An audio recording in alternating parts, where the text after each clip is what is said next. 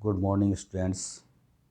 आज हम बात करेंगे 1726 ईस्वी का राजपत्र एवं प्रेसिडेंसी नगरों में न्याय व्यवस्था। सबसे पहले इसका मैं परिचय दे देता हूँ कि 1726 का जो राजपत्र है वो क्या है। 1726 ईस्वी से पूर्व ब्रिटिश इंडिया के विभिन्न प्रेसिडेंसी नगरों जैसे कि सूरत है, मुंबई है, मद्रास है, कलकत्ता है, इनमें न्याय वितरण का प्रबंध व विकास का क्रम अलग अलग रूप में हुआ है, जिसके बहुत सारे ऐतिहासिक कारण भी हैं। सन 1726 ईस्वी के चार्टर द्वारा एक ऐसी न्याय व्यवस्था का प्रस्ताव रखा गया था जिसके अनुसार प्रत्येक प्रेसिडेंसी नगर में समान संरचना व समान न्यायाधिकार वाली मेयर कोर्ट स्थापित की गई। न्यायालयों में प्रयोग होने वाली व्यवस्था तथा निर्णय पद्धति में भी समानता रखी गई। ये राजपत्र 24 सितंबर 1726 को ब्रिटिश अधिराज जॉर्ज फर्स्ट द्वारा स्वीकृत किया गया था।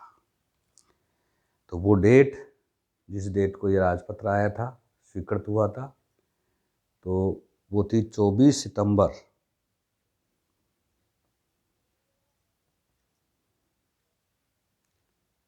1726।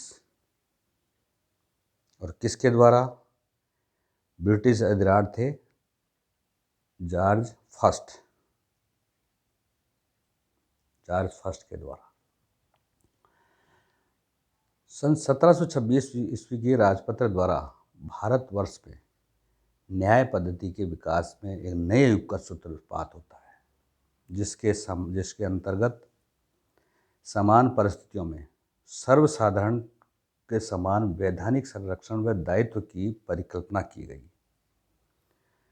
सन 1726 ईस्वी के राजपत्र के पूर्व विकास में जो अनुसरित कंपनी की जो भारत के उपनिवेश के प्रति जो नीति थी, इस राजपत्र द्वारा वो संशोधित की गई। अब राजपत्र दिए जाने के कुछ कारण थे, तो इन कारणों का जिक्र हम करते हैं। तो जारी किए जाने के कारण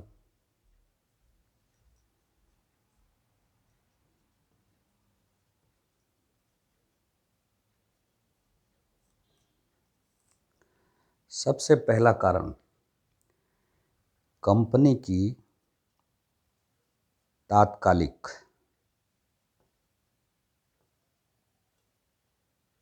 न्याय व्यवस्था से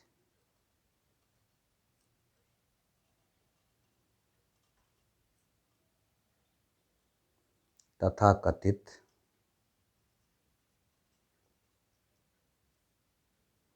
असंतोष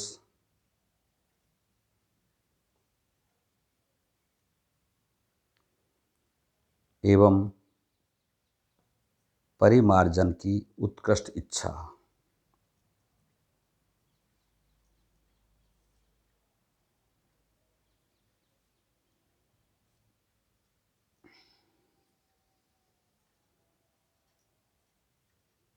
ये पहला कारण था। इस कारण के बारे में बात करें तो कंपनी ने एक प्रार्थना पत्र ब्रिटिश अधिराज को दिया था, जिसमें इस कारण का हवाला दिया था।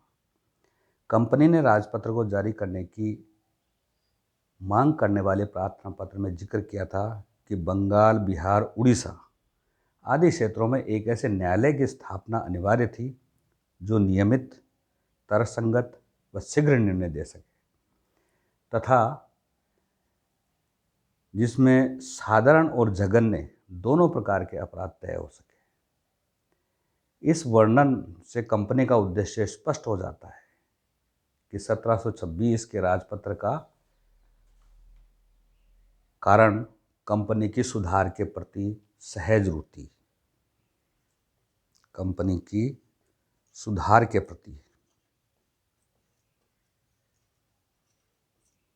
सहज रुचि।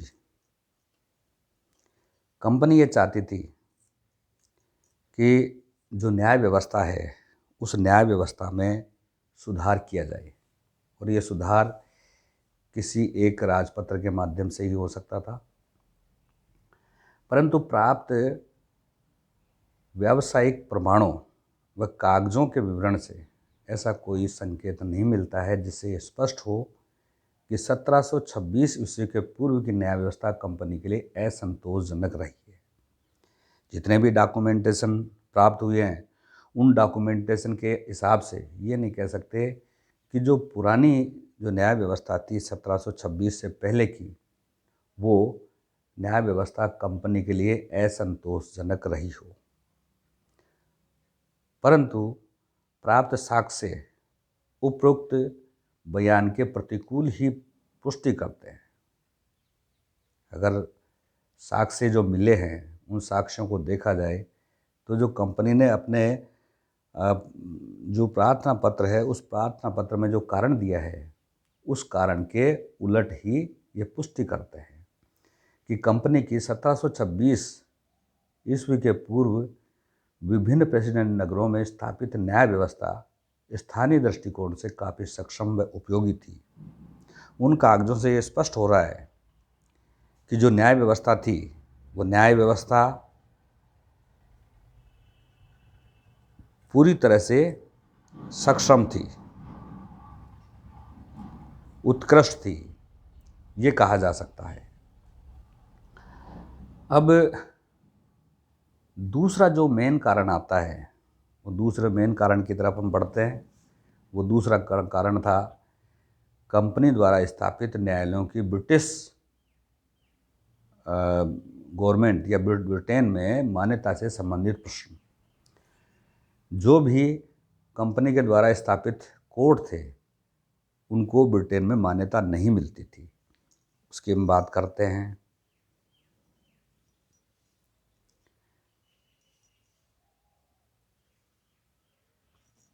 दूसरा जो मोटा कारण था, वो दूसरा मोटा कारण हम यहाँ पे लेके चल रहे हैं। जो न्याय व्यवस्था की मान्यता का प्रश्न है कि यहाँ पे जो कोर्ट स्थापित थी, उस कोर्ट की ब्रिटेन में कोई मान्यता नहीं थी। कंपनी द्वारा स्थापित न्यायालयों की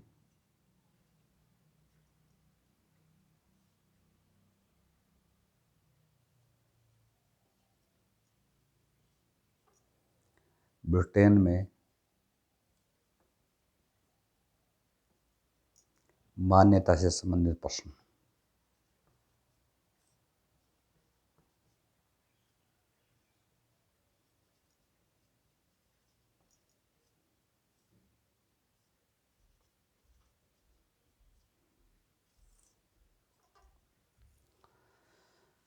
तो इसकी हम बात करें तो जो डॉक्यूमेंटेशन प्राप्त हुए हैं 1726 ईस्वी के राजपत्र के बाद में कुछ पत्र व्यवहारों के द्वारा एक अन्य कारण का भी संकेत मिलता है।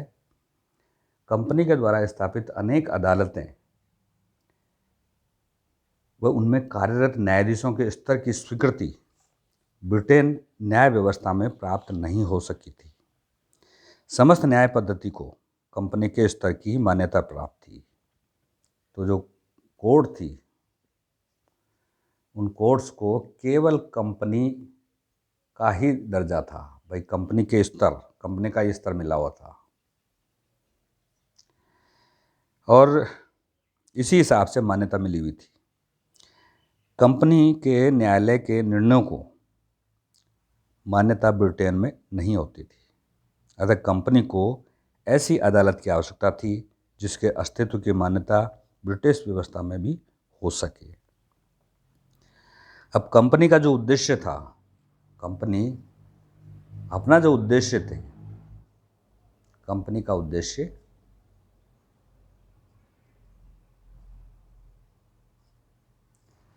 ये कंपनी का जो उद्देश्य था वो इस प्रकार के जो अभिष्ट की पूर्ति के लिए ब्रिटेन में स्थापित न्यायालयों के समान न्यायाधिकार व स्तर की अदालतों की स्थापना भारत में करना था।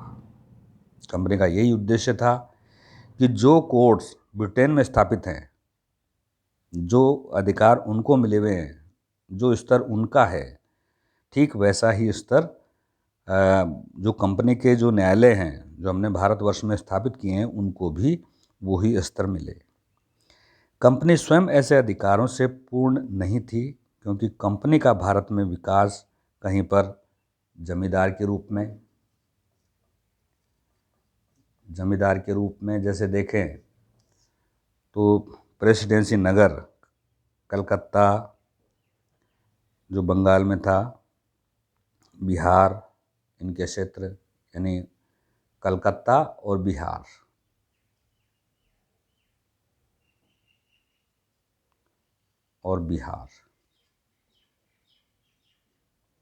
यहाँ पे जमींदार के रूप में ये अपना काम कर रहे थे। जमींदार के रूप में इनको अधिकार मिला हुआ था और कंपनी का विकास जमींदार के रूप में ही वो कर रहे थे। दूसरी जगह देखा जाए तो दूसरी जगह कहीं पट्टेदार के रूप में थे, जमींदार हो गए कहीं पे तो, और कहीं पट्टेदार हो गए, और कहीं पर अनुदान मिला हुआ था। अनुदान तो 3 तरह के स्तर हो गए इनके, जमींदार का स्तर, पट्टेदार का स्तर और अनुदान के रूप में संभव हो सका था इनका।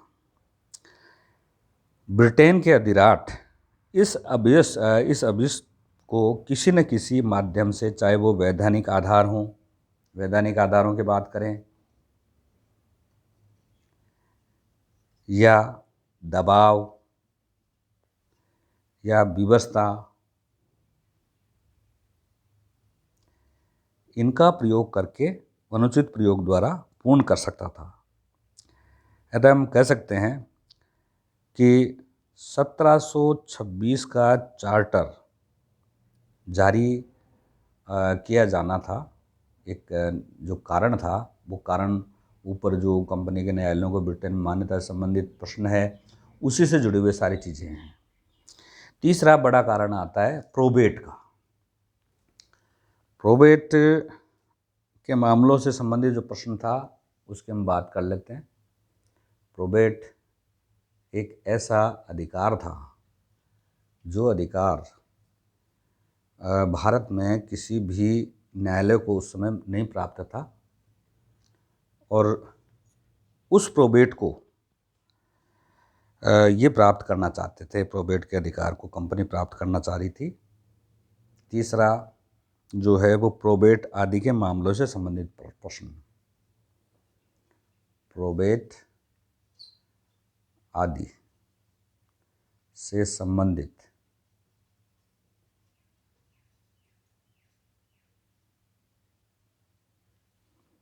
प्रश्न।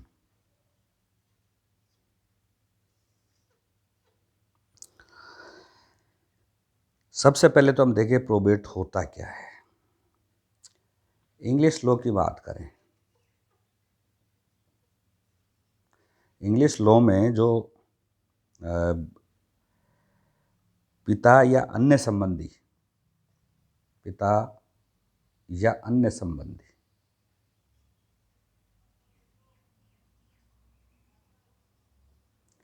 इनकी मृत्यु हो जाती है,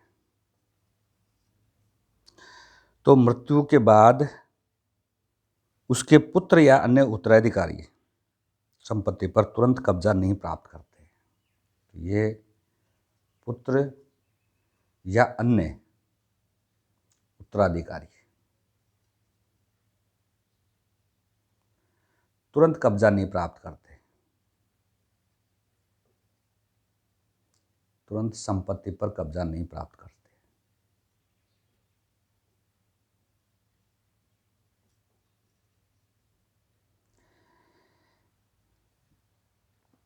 उसकी प्राप्ति के 2 ढंग हैं। यानी भारत में तो क्या होता है, अगर भारतीय परिप्रेक्ष्य की बात करें तो भारत में पिता की मृत्यु के बाद जो संपत्ति है उसके पुत्रों में और जो उसके उत्तराधिकारी हैं उनके अंदर गमित हो जाती है, गमन हो जाता है संपत्ति का। लेकिन अंग्रेजी विधि में ऐसा नहीं है। उसमें पिता या अन्य संबंधी की मृत्यु के बाद उसके पुत्र या अन्य उत्तराधिकारी संपत्ति पर तुरंत कब्जा नहीं प्राप्त करते हैं। उसकी प्राप्ति के दो ढंग हैं। पहली स्थिति में अगर मृतक ने वसीयत लिखी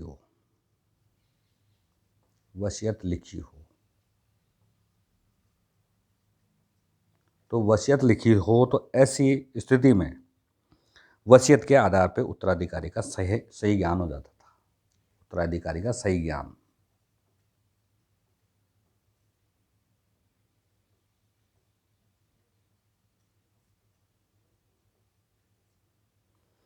अब ऐसे व्यक्ति के लिए ज़रूरी था कि जो कंसर्न कोर्ट थी, जो संबंधित अदालत है, उसमें जाके मृत्यु की सूचना दे।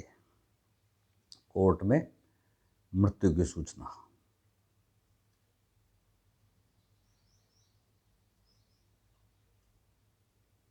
ये दी जानी जरूरी थी। मृत्यु की सूचना देकर वसीयत की पुष्टि कराए। इसके बाद में जो वसीयत मृतक ने लिखी थी उसकी पुष्टि, उसका वेरिफिकेशन कराए कि सही है या गलत है। तो इस तरह से पुष्टि कराने के लिए उसको अदालत में जाना पड़ता था और इस संदर्भ में अदालत का ऑर्डर कोर्ट ऑर्डर ये प्राप्त करे। इस आदेश को प्रोबेट कहा जाता था। ये जो चीज़ है जहाँ पर वसीयत लिखी हुई है, इसी को प्रोबेट कहा जाता है। तो प्रोबेट क्या हो गया? प्रोबेट के अंदर हम देखते हैं कि इंग्लिश लॉ में पिता या अन्य संबंधी की मृत्यु के बाद पुत्र या अन्य उत्तराधिकारियों को तुरंत संपत्ति पर कब्जा नहीं मिलता है, जैसे कि भारत में मिल जाता है। भारत में स्थिति अलग है। भारत में पिता की मृत्यु के बाद जो संपत्ति है अपने आप ही उसके पुत्रों में चली जाती है। लेकिन इंग्लिश लॉ में दो स्थितियां बनती है। एक, जब वसीयत लिखी हो, तो वसीयत लिखी हो तो उत्तराधिकारी का इससे सही ज्ञान हो जाता है कि वसीयत किसके नाम लिखी हुई है। फिर उस व्यक्ति को जिसके संबंध में वसीयत लिखी गई है उसको कंसर्न कोर्ट में जाना पड़ेगा, संबंधित कोर्ट में जाना पड़ेगा और मृत्यु की सूचना देनी पड़ेगी। मृत्यु की सूचना के बाद उस वसीयत की पुष्टि करवानी होगी। ये पुष्टि होती है और पुष्टि के बाद कोर्ट ऑर्डर देता है। ये जो कोर्ट का ऑर्डर है, इस ऑर्डर को ही प्रोबेट कहा जाता है। ये प्रोबेट है। अब दूसरी स्थिति की बात करते हैं। ये तो हो गई जब वसीयत करी हुई हो। जब वसीयत नहीं करी हो तो दूसरी स्थिति बनती है, उसकी हम बात करते हैं। दूसरी स्थिति, जब वसीयत न की हो।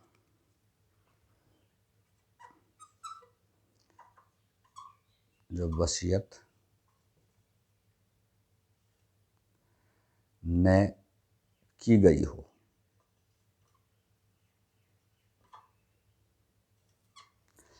जब वसीयत नहीं की गई है तो कोई भी व्यक्ति जो संपत्ति पाने का जो हकदार है वो मृत्यु की सूचना अदालत में देगा। तो हकदार व्यक्ति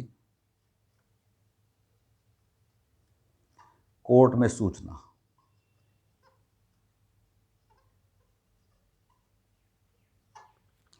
और कोर्ट में सूचना देकर कोर्ट मृतक की सारी संपत्ति अपने नियंत्रण में लेती है। कोर्ट क्या करेगी? नियंत्रण में लेगी संपत्ति को।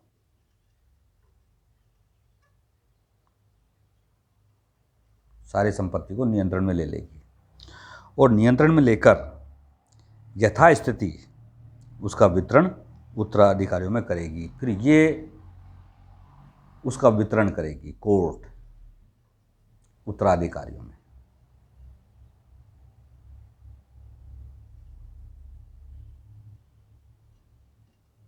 इस तरह से उत्तराधिकारियों में वितरण हो जाएगा। ये जो व्यवस्था हुई है, जबकि वसीयत नहीं हुई है, तो ऐसी स्थिति में इस प्रकार की जो व्यवस्था बनी है, वसीयत न हो उस कंडीशन में, तो जो लेटर कोर्ट जारी करेगी उसको लेटर को लेटर ऑफ एडमिनिस्ट्रेशन कहा जाता है। Letter of administration.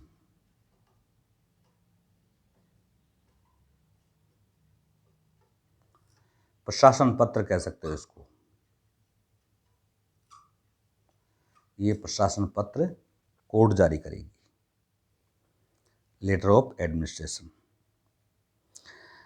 इस जो संभावित जो संबंधित दस्तावेज है, उसके बिना यदि संपत्ति ली गई तो इंग्लिश लॉ के अनुसार उस व्यक्ति के खिलाफ कानूनी कार्रवाई भी हो सकेगी। अगर इसके बिना संपत्ति ले ली तो कानूनी कार्रवाई की जाएगी उस व्यक्ति के खिलाफ। यदि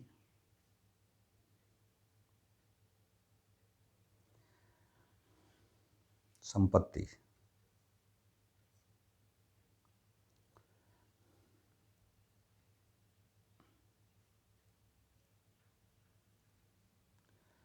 बिना सूचना के लिए है तो कानूनी कार्रवाई होगी उसके ऊपर।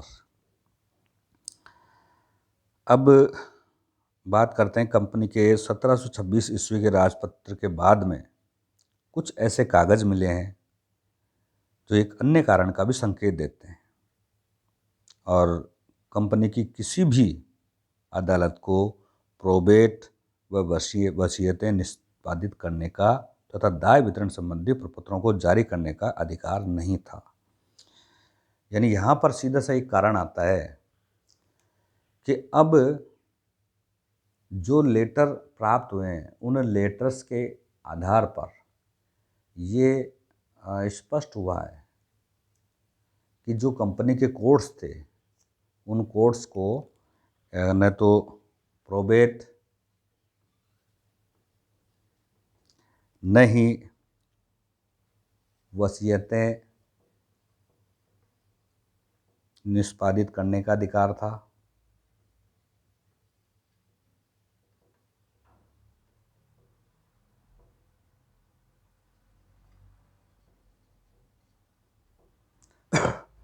न तो प्रोबेट जारी करने का और न ही वसीयतें निष्पादित करने का कोई अधिकार था। और दाय वितरण संबंधी प्रपत्रों को जारी करने का अधिकार भी नहीं था। दाय वितरण के प्रपत्र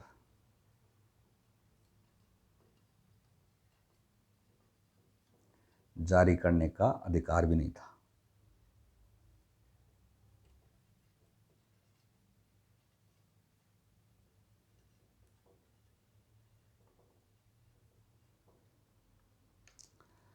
तो इस तरह से ये जो अधिकार जो उस कोर्ट को, कंपनी के कोर्ट्स को होने चाहिए, ऐसे अधिकार नहीं थे। ऐसे मामले में कंपनी की विशेष व्यवहार प्रणाली विकसित हो चली थी, जब उनको न तो वसीयतें निष्पादित करने का अधिकार था, न ही जो संपत्ति थी दाय के रूप में प्राप्त हुई संपत्ति, उसका वितरण प्रपत्र जारी करने का भी कोई अधिकार नहीं था। तो कंपनी ने एक अपनी ही व्यवहार प्रणाली, जो प्रोसीजर है, वो प्रोसीजर विकसित कर लिया था, जिसके अनुसार वो क्या करते थे, जो मृतक की संपत्ति थी, उस मृतक की संपत्ति को अपने कब्जे में ले लेते, अपने कब्जे में लेकर उसको नीलाम कर दिया जाता था। मृतक की संपत्ति ले ली और संपत्ति को लेकर नीलाम कर दिया, और नीलामी से जो धनराशि प्राप्त होती थी, इससे धनराशि प्राप्त होगी, ये धनराशि, जो पैसे जो आए, ये धनराशि उस मृतक के उत्तराधिकारियों के लिए कंपनी के खजाने में जमा कर ली जाती थी। कंपनी के खजाने में किस लिए? उत्तराधिकारियों के लिए।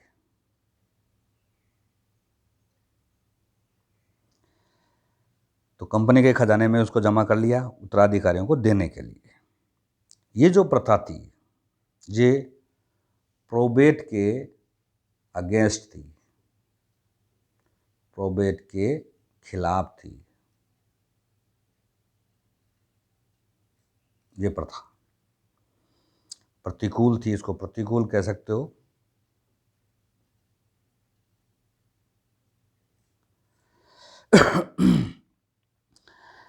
कि इससे क्या है कि अनेक विधिक प्रश्न उठ सकते थे, और ऐसा ही मामला उठा एक उलस्टन के मामले में। उलस्टन एक ऐसा व्यक्ति था जो कि मुकदमेबाज था। कंपनी के खिलाफ उसने ब्रिटेन में बहुत सारे मुकदमे चला रखे थे। तो एक मुकदमा इसी प्रोबेट से जुड़ा हुआ है, उसकी हम बात करेंगे, उलस्टन का मामला।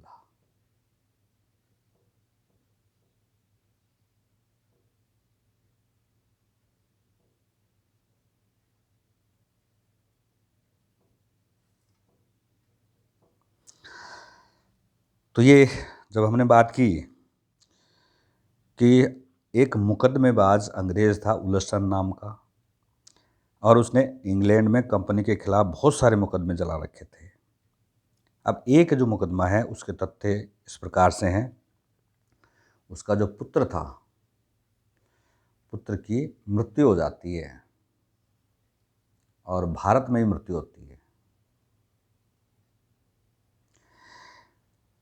तो कंपनी की जो पद्धति, जो सिस्टम था, जो प्रोसीजर था, उस प्रोसीजर के अकॉर्डिंग संपत्ति का निपटारा किया गया। संपत्ति का निपटारा।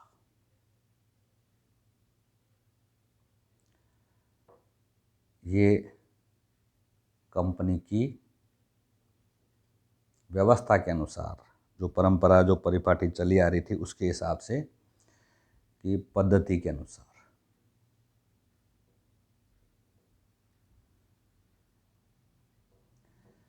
संपत्ति का निपटारा कर दिया। अब उसकी पद्धति क्या थी कंपनी की?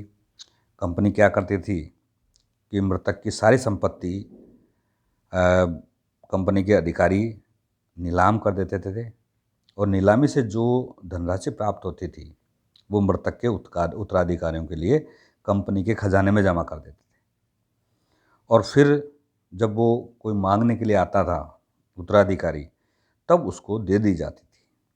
ऐसा ही उलस्टन के मामले में किया गया। अब पुत्र की मृत्यु भारत में हो गई, तो भारत में मृत्यु के बाद संपत्ति का निपटारा भी इसी सिस्टम से किया गया।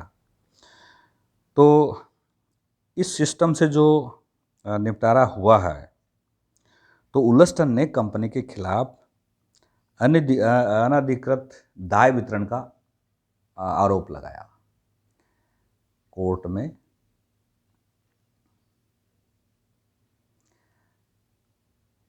अनधिकृत दाय वितरण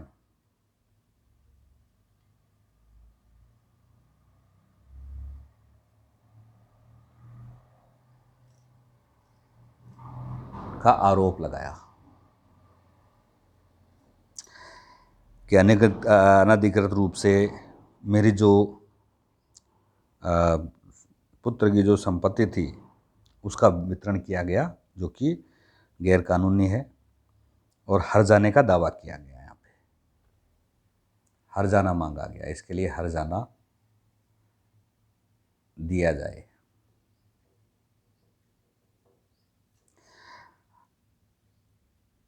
इस तरह से यहाँ पर जो हर्जाना मांगा गया था, जो अनुमानित मालियत जो कि वैल्यू थी, अनुमान से जो वैल्यू लगाई गई उसकी दाय की, तो अनुमानित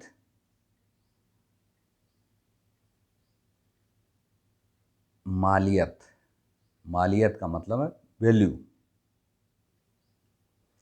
मालियत के साथ उसको डिक्री करना पड़ा, कोर्ट को डिक्री करना पड़ा। इस तरह से भारतीय अदालतों के लिए भी प्रोबेट का अधिकार प्राप्त करने का प्रयास किया गया। कंपनी ने कोशिश की कि भारतीय जो अदालत हैं जो कि कंपनी ने स्थापित की हैं, उन अदालतों के लिए भी प्रोबेट का अधिकार दिया जाए। तो इस तरह से ये बातें हो गई। अब चौथा जो कारण था कारपोरेशन की स्थापना का उद्देश्य, उसकी हम बात करते हैं।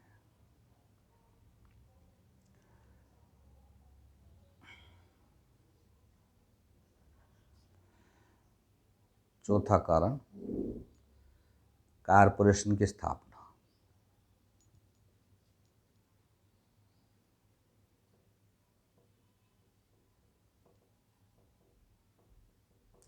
निगम की स्थापना, आपने पिछले निगम के बारे में आपने पढ़ा है, कारपोरेशन के बारे में। तो यहाँ भी एक ऐसा निगम ही स्थापित किया जाना था 1726 के चार्टर के माध्यम से। तो ये भी एक उद्देश्य रहा था। सन 1687 में जो राजपत्र द्वारा जो ये कारपोरेशन स्थापित किया गया था मद्रास नगर के लिए, तो मद्रास में जो स्थापित किया गया था तो वो मद्रास बस्ती के प्रशासन में सक्षम साबित हुआ। ये सक्षम था, सक्षम साबित हुआ था। जो मद्रास में एक्सपेरिमेंटल हिसाब से, एक्सपेरिमेंट करने के हिसाब से जो 1687 में जो निगम की स्थापना की गई थी, वो मद्रास बस्ती के प्रशासन में सक्षम साबित हुआ और इसी प्रयोग को अन्य प्रेसिडेंसी नगरों में भी किए जाने का प्रयास सन 1726 के राजपत्र द्वारा किया गया। तो इसी को अन्य प्रेसिडेंसी टाउन्स, जो प्रेसिडेंसी नगर थे, उन प्रेसिडेंसी नगरों में भी करने का प्रयास किया गया। कॉरपोरेशन की स्थापना,